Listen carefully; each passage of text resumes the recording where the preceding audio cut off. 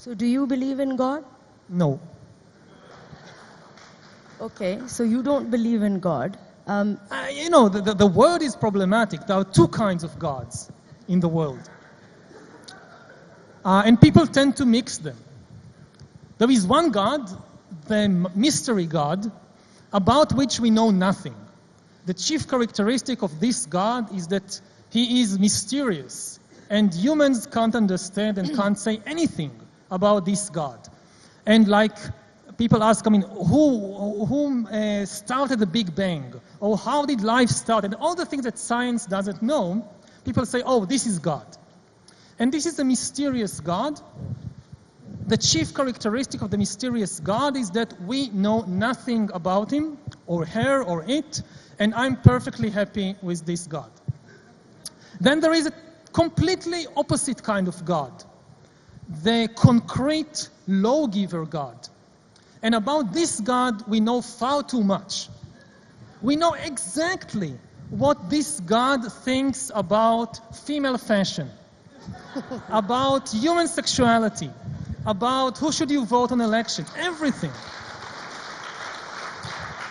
And it's like a magic trick that you have a magician that tries to fool you, shows you one card, and then you don't notice it changes the card to some other card. So it's the same with God.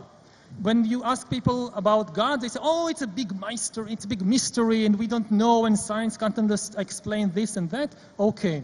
And somehow they then switch gods and say, and because of this, women should put a hat on their head, and two men shouldn't have sex with one another, and you should vote for this party or that party. And this is the dangerous trick.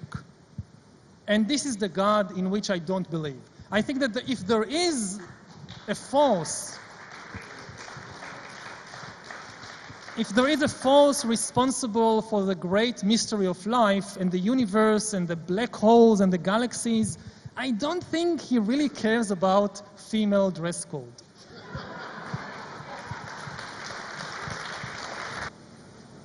Is this the purpose of life? Is this the purpose of life? As you see it. Well, I think that the key to a good life is to be able to observe reality as it is.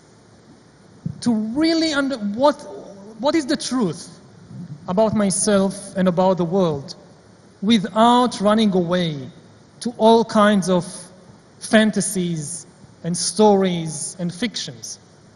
And I think if you can observe to some degree reality as it is, you won't just be a much better person, but you will probably be a much more peaceful and happy person, because the deep source of so much of our personal and collective problems is in the fantasies that we create, and then we mistake them for reality, and then we try to impose them on reality, and we get extremely upset when it doesn't work, when reality doesn't conform to our favorite fantasy.